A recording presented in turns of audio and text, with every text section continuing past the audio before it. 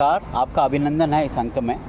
मित्रों, आज मैं राजनीति की बात नहीं करना चाहता हूँ। आज मैं एक ऐसी कहानी आपके साथ शेयर करना चाहता हूँ। इस कहानी को सुनने के बाद यदि आपको कोई शिक्षा मिलती है तो उसको आप ग्रहण कीजिए और जीवन में उतारिए। और यदि इस कहानी से शिक्षा नहीं भी मिलती है तब भी इस पे आप मंथन कीजिए। अब आते हैं बात मुद्दे पे। एक बार एक व्यापारी जिसका व्यापार था ट्रांसपोर्ट का, अर्थात यातायात के साधनों का, गाड़ियों का, वो उत्तराखंड के मैदानी हिस्सों में अर्थात रामनगर, जहाँ से उत्तराखंड के दरवाजे खुलते हैं, या यूँ कहें कि उत्तराखंड का प्रथम द्वार, और दूसरा मैदानी क्षेत्र हल्द्वानी अर्थात कुमाऊं जाने के लिए दूसरा दरवाज़ा, और एक तीसरा मैदानी क्षेत्र जिसको कोटद्वार कहते हैं। तो तीनों जगह वो व्यापारी गया। और ये बहुत पुराने समय की बात है। उस समय पहाड़ों में जाने के लिए यातायात के साधन बहुत कम थे। सीमित गाड़ियाँ होती थी, सीमित समय होता था, तो लोग कई घंटों तक, यहाँ तक कि कई दिनों तक रामनगर, हल्द्वानी और कोटद्वार में रहते थे गाड़ी के अंदर करते हुए। तो उसने देखा कि यहाँ ये भोले भाले लोग हैं और यहाँ पर मैं अपना धंधा जमा सकता हूँ। तो उसने तीनों जगह अपनी गाड़ियाँ लगा दी। अब होता क्या था, जो लोग रामनगर से बैठते थे, जिनको बहुत दूर तक जाना है, 100 किलोमीटर आगे, 200 किलोमीटर आगे पहाड़ों में, उनका तो फिक्स किराया होता था, भाई इतना देना, इतना टिकट लगता है। उसी प्रकार से कोटद्वार से आगे गढ़वाल क्षेत्र के लिए, उसी प्रकार हल्द्वानी से आगे जाने के लिए तो किराया अधिकतम और न्यूनतम एक प्रकार से निश्चित था। लेकिन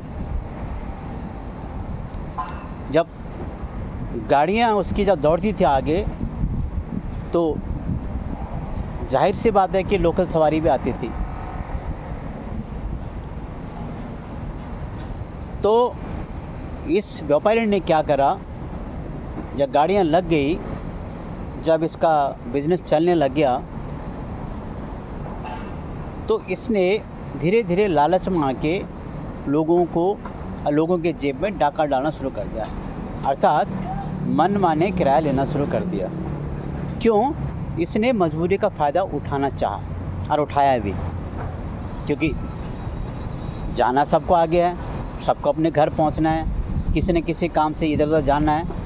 तो इसने सबसे पैसे मनमाने के लिए, उस समय की बात है जब गाड़ियाँ बहुत कम थी, बहुत पुरानी कहानी बताते हैं, हमारे बुजुर्ग लोग बताते थे। लेकिन धीरे धीरे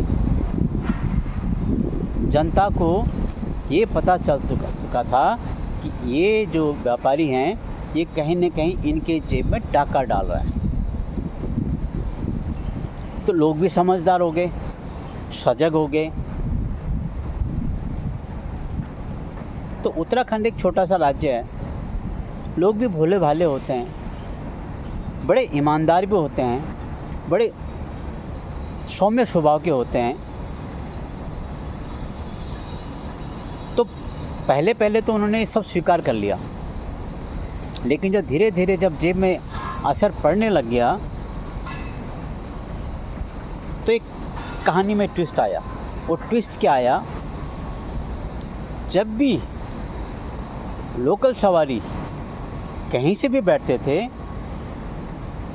तो जब वो टिकट बोलता था कि टिकट के पैसे दो, तो पूछता था कि बहन जी कहाँ जाना है, या भाई साहब कहाँ जाना है, या ताऊ जी कहाँ जाना है, ताई जी कहाँ जाना है।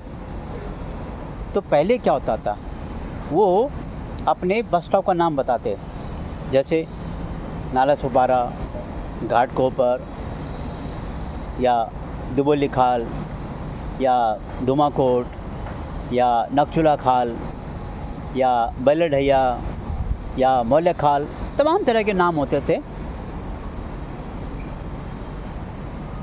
तो जैसे उनको पता है कि यहाँ से 10 रुपये किराया लगता है, वो 10 रुपये देते थे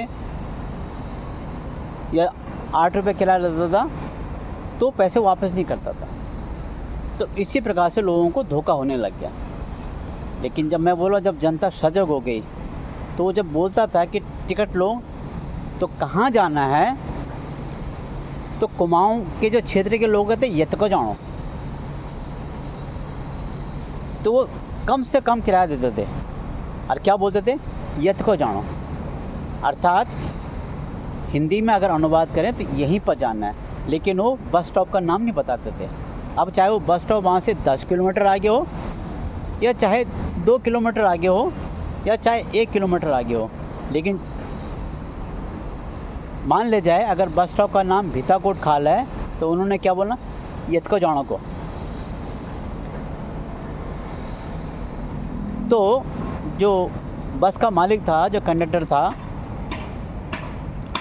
वो 2 रुपये में, 3 रुपये में, कम से कम में वो किराया ले लेता था। लेकिन हुआ क्या, वो तो अधिकतम दूरी तय कर चुके हैं उस किराए में। इसी प्रकार से जब वो कोटद्वार से जब ये गाड़ियाँ शुरू हुई, तो कोटद्वार में भी लोगों ने ऐसे करना शुरू कर दिया। अब वो जब टिकट मांगे, जब पैसा मांगे, तो पूछे, भाई जी कहाँ जाना है, बहन जी कहाँ जाना है, ताऊ जी कहाँ जाना है, जैसे आमतौर पर पूछते हैं। तो वहाँ की भाषा में क्या कहते हैं, भाई जी शेक में जाना है। क्या भाई साहब, शेक में जाना है। शेक में मतलब यहीं पर जाना है, चाहे वो बस स्टॉप आगे नकचुला खाल क्यों ना हो और 10 किलोमीटर आगे क्यों ना हो, लेकिन उनके हिसाब से कहाँ जाना है, शेक में जाना है। तो एक तरफ हो गया यत को जानो, एक तरफ हो गया शेक में जानो।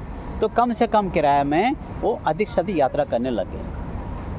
अब हुआ क्या, धीरे धीरे धीरे धीरे धीरे धीरे उसके व्यापार को में घाटा होने लग गया। पहले तो बहुत मुनाफा हो रहा था, लेकिन जब जनता सजग हो गई, जब जनता के समझ में आ गया, तो घाटा कम होने लग गया।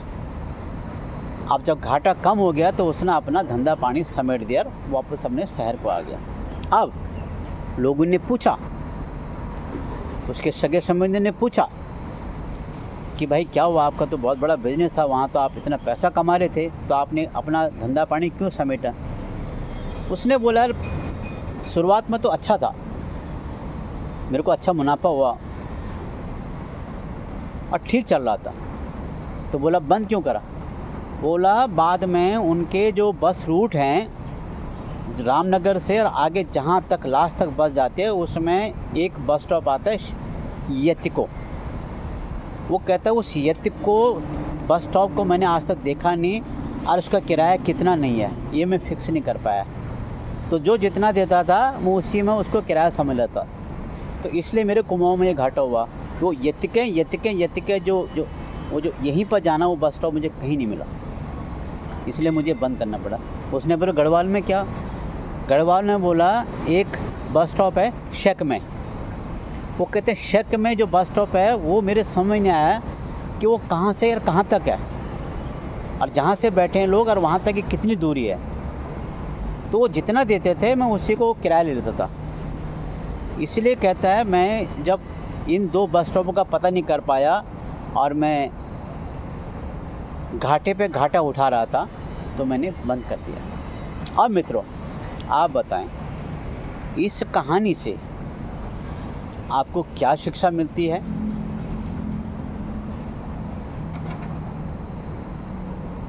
क्या ये भोले भाले जनता को मूर्ख बनाने की कोशिश नहीं की उस चालाक व्यापारी ने।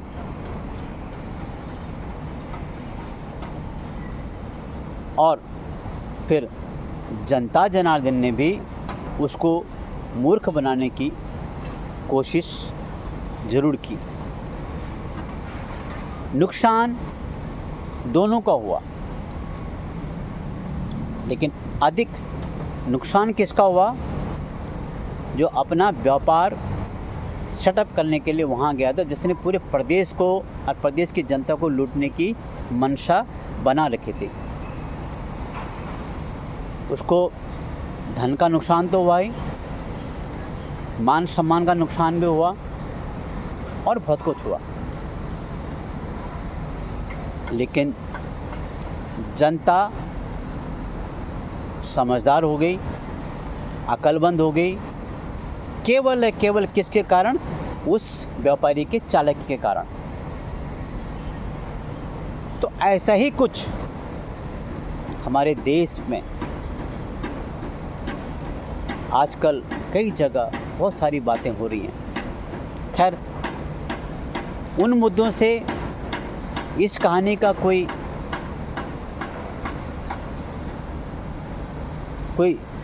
संबंध है कि नहीं है, वो अलग है।